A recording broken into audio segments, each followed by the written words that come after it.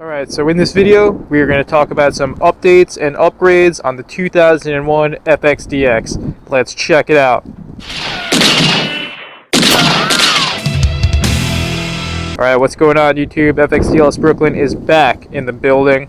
And yeah, at this point, if you've been following the channel, then you know that we dropped the video about us finally picking up the legendary 2001 Fxdx. And if you saw those videos, then you know that I said that I wasn't going to change many things on this bike because, again, it was just set up perfectly for me and my riding style. So the changes I was going to do were minimal, but I did change a couple things, and a couple people are already asking me, like, what am I going to change? What upgrades am I going to do? So I figure in this video we'll just cover the changes that I've already made and what I might plan to do in the future. As always, shout out to the legendary Peter Guns for passing the torch on to me. I am just having so much fun on this bike, living the dream right now. This thing is an absolute ripper. And as we're up here looking at the fairing, you could probably see a couple of the modifications that I've made already. I knew off the bat that I wanted way more light just because I knew I was going to be doing a lot of city riding with this, so I wanted the visibility. So we put a major upgrade to the lighting. We have the Moon's MC light bar as well as the Moon's MC LED strips, and then finally we have the Fly Eye V2. So all of the brightest lighting you could possibly get for Moon's MC. And before we start this one, we do have to give a shout out, major shout out to Sal Badfoot over at Vax Moto for taking care of us.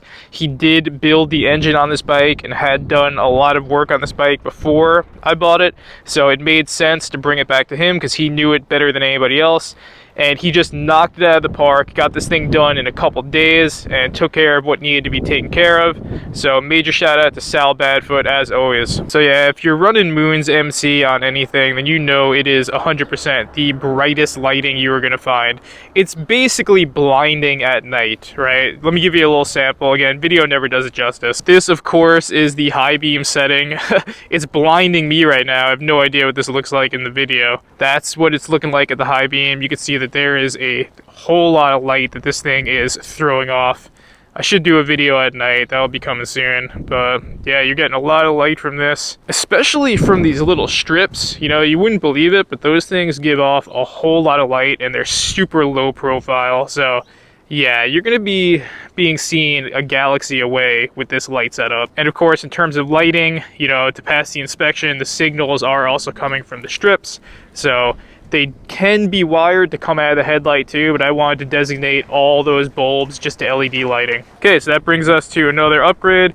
We put these little fork boots on. Right now I'm having a little issue because they are kind of like sliding up, right? So I got to find a way to make sure that they clamp down here to stay put, but just wanted to black that out because there is a lot of black on this bike. So I thought throwing some fork boots on there would look pretty good and, you know, would keep my forks warmer in the winter because, you know, you don't want cold forks, right? So I did mention that this is one of the things I did not want to do. Yes, I know the bike is dirty. That's because the bike gets ridden. Let me repeat for anyone that's going to comment. The bike is dirty.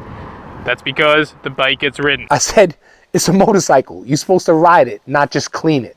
Ride the thing, break it. Who cares? It's a motorcycle. Enjoy it. It's a motorcycle. Ride it, break it, repeat it. What's the big deal? But yeah, I did not want to do this upgrade, but I figured it is a must just given the paint job on this bike. This is the IMZZ Elite Crash Bar, a little bit more low profile. I run this on my FXR and I liked it, so figured we'd throw this on this bike.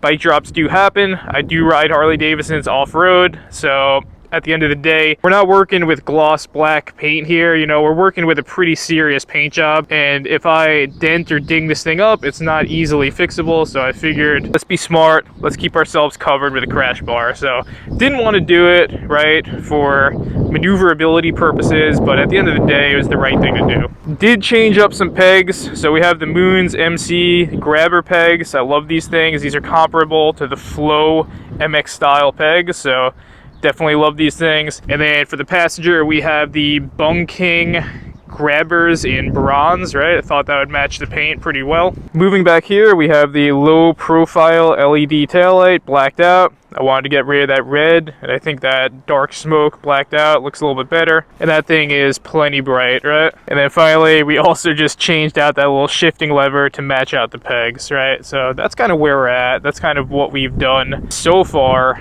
with this bike, which is not any serious upgrades, right? And yeah, Bushwick 01, that's where we're at. I am very, very, very happy with this bike right now, the way it is dialed in. The things that I had to do to it were very minimal, as you could see, and that was a big reason why I decided to buy this bike. I did not want to do another full-on build project. I wanted to get something that I was in love with and I wouldn't have to play around with, and would be dialed in the way I wanted it to be from the get-go. And that's what we achieved with this bike, and we are very happy right now. In terms of where we might go upgrade-wise, I don't know. Playing around with the idea of maybe throwing some lindels on this thing. I don't know if that's going to happen for the rotors or not. We'll see. The only other thing we might change is maybe just going with a different suspension in the front and the rear.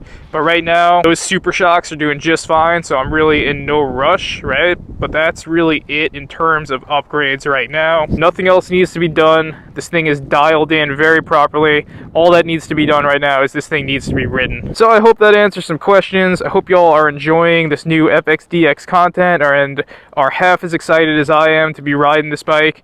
As always, stay safe, stay low, outride your demons, and on that, Fxdx Brooklyn is out.